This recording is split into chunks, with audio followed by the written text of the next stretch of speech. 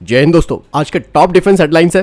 भारत में ही लड़ाकू विमान इंजन बनाने का रास्ता हुआ साफ। अमेरिका के जनरल इलेक्ट्रिक ने दी सभी मंजूरियां। भारत और अमेरिका के स्पेशल फोर्स मेघालय में ज्वाइंट एक्सरसाइज करेंगे। भारतीय नौसेना 2035 तक 165 से 170 जहाजों और पनडुब्बियों तक बढ़ जाएगी। DRDO 5 naval antiship missile medium range के फैब्रिकेशन कर रहा है, जिनका इस्तेमाल डेवलपमेंटल ट्रायल्स के लिए होगा। नया ड्राई कावेरी इंजन 2024 तक तैयार हो जाएगा।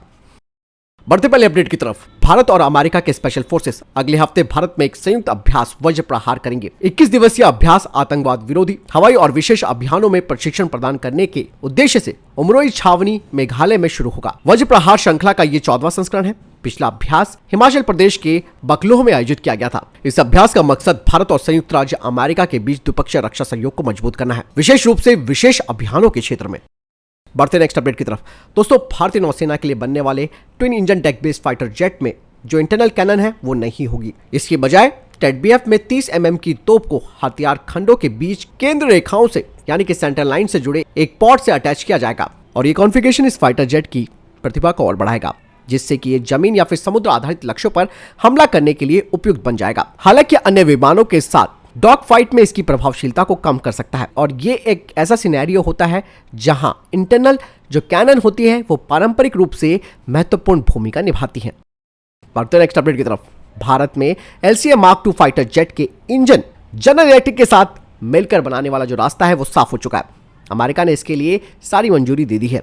डीआरडीओ के chairman doctor Sameer V Kamat ने कहा कि तेजस मार्क II के इंजन और स्वदेशी AMCF फाइटर जेट की पहली 2 स्क्वाड्रंस का निर्माण HAL अमेरिकी कंपनी जनरल इलेक्ट्रिक के साथ मिलकर करेगी और अमेरिका ने इससे जुड़ी सारी मंजूरियां दे दी है। आपको बता दें कि अभी हाल ही में प्रधानमंत्री नरेंद्र मोदी की अमेरिकी यात्रा के दौरान दोनों देशों के बीच रक्षा विनिर्माण के क्षेत्र में कई महत्वपूर्ण समझौते हुए थे। जनरल इलेक्ट्रिक HAL के साथ मिलकर F414 इंजन का निर्माण करेगा। दोनों कंपनियां भारत में करीबन 99 इंजनों को तैयार करेंगी और इसमें $1 अरब से भी कम की लागत आ सकती है। जनरल इलेक्ट्रिक इन इंजनों के निर्माण में जो टेक्नोलॉजी उपलब्ध कराएगा उसमें कई तरीके की टेक्नोलॉजी शामिल है, जिसमें कि विशेष कोटिंग टेक्नोलॉजी शामिल है। बता दें कि तेजस मार्क II को तैयार करने में लगभग 3 साल का समय लग सकता है। हालांकि कितने प्रतिशत तकनीकी हस्तांतरण GE ने भारत के साथ किया है यह भी बात सामने आना बाकी है। वैसे तो 80% तक ये बात कही जा रही थी कि 80% TOT भारत को मिलेगी। इस बारे में आने वाले समय में ही पता चल पाएगा।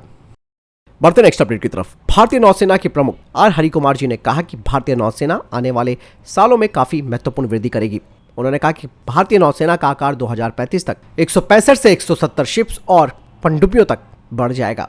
साथ ही उन्होंने कहा कि भारतीय नौसेना अच्छी तरीके से फंडेड है, यानी कि वित्त पोषित है और अपनी विकास परियोजनाओं का समर्थन करने के लिए उनके पास पर्याप्त संसाधन है। भारतीय नौसेना वर्तमान में सभी आकार के 67 जहाजों और पनडुब्बियों के निर्माण की प्रक्रिया में है। निर्माण के लिए 45 जहाजों और पनडुब्बियों से जुड़ने से आने वाले वर्षों में नौसेना की जो फ्लीट है उसका आकार बढ़ जाएगा। यही नहीं, उन्होंने कहा कि आर्टिफिशियल इंटेलिजेंस को इंटीग्रेट करने में भारतीय नौसेना काम कर रही है। चलिए बढ़ते नेक्स्ट अपडेट की तरफ। चेन्नई में integrated under water harbour defence and surveillance system का उद्घाटन किया गया है।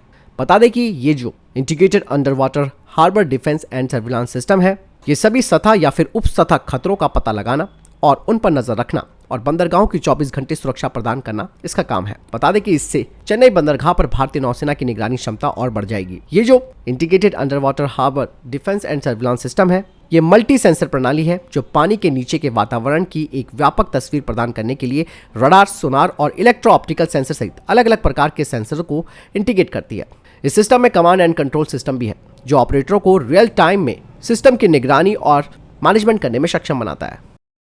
बढ़ते नेक्स्ट अपडेट की तरफ दोस्तों, लगभग 165 फॉरेन सर्विस अटाशे भारत आए और उन्होंने भारत के डिफेंस इंडस्ट्रियल बेस जो कि पुणे में है उसका दौरा किया। इस दौरान उन्हें आर्टिलरी गन सिस्टम जिन्हें कि भारत फौज ने तैयार किया है उसके बारे में जानकारी दी गई। बता दें कि इसमें Garuda V2 plus 105 mm gun, mark multi terrain artillery gun, ATAGS और भारत 52 की जानकारी उन्हें दी गई। बता दें कि ये विजिट यानी कि ये यात्रा काफ़ी महत्वपूर्ण मानी जा रही है इन फॉरेन सर्विस अटैचेस की भारत के लिए। इससे भारत अपने एडवांस आर्टिलरी सिस्टम को इनके सामने प्रमोट कर रहा है। चलिए बढ़ते नेक्स्ट अपडेट की तरफ। Godrej aerospace dry Kaveri engine के जो पहला सेट ऑफ मॉड्यूल्स है उसकी डिलीवरी करेगा मार्च 2024 से और 2024 के मध्य में इस पहले इंजन को असेंबल किया जाएगा। गोदरेज के द्वारा दिए गए इन ड्राई कावेरी इंजनों का इस्तेमाल टेस्टिंग के लिए किया जाएगा और ये टेस्ट 2025 तक पूरे होंगे। इसके अलावा डीआरडीओ नए आफ्टर बर्नर मॉडल तैयार कर रहा है जो 75 किलो न्यूटन थ्रस्ट जनरेट करेगा। इसका इस्तेमाल तेजस एयरक्राफ्ट के ऑन बोर्ड से टेस्टिंग के लिए किया जाएगा, वो भी 2028 से। बता दें इसके बाद कावेरी 2 इंजन तैयार किया जाएगा जो कि 95 किलो न्यूटन का थ्रस्ट जनरेट करेगा और इसे भी तेजस मार्क 1 फाइटर जेट में लगाया जाएगा। बढ़ते नेक्स्ट अपडेट की तरफ। दोस्तों आप सब जानते हैं कि रशिया ने भारत और यूएई को Su-57 फाइटर जेट के जॉइंट डेवलपमेंट में इन्वाइट किया है, लेकिन अब कुछ मीडिया रिपोर्ट सामने आई है जो इस तरफ इशारा करती हैं कि भारत इस प्रोजेक्ट से दूरी बनाकर रखेगा, क्योंकि इसके कई सारे कारण हैं, जैसे कि इस एयरक्राफ्ट की परफॉर्मेंस, जिसमें कि इंजन टेक्नोलॉजी, रडार और इलेक्ट्रॉनिक वारफेयर क्षमता आदि। और साथ ही भारत ये बात भी जानता है कि FGFA प्रोग्राम के दौरान रशिया ने इस एयरक्राफ्ट की टेक्नोलॉजी ट्रांसफर और कॉस्ट शेयरिंग के ऊपर भारत से कोई चर्चा नहीं, और यही वजह है कि भारत ने FGFA प्रोग्राम से दूरी बना ली और ऐसे ही अब भी भारत करेगा।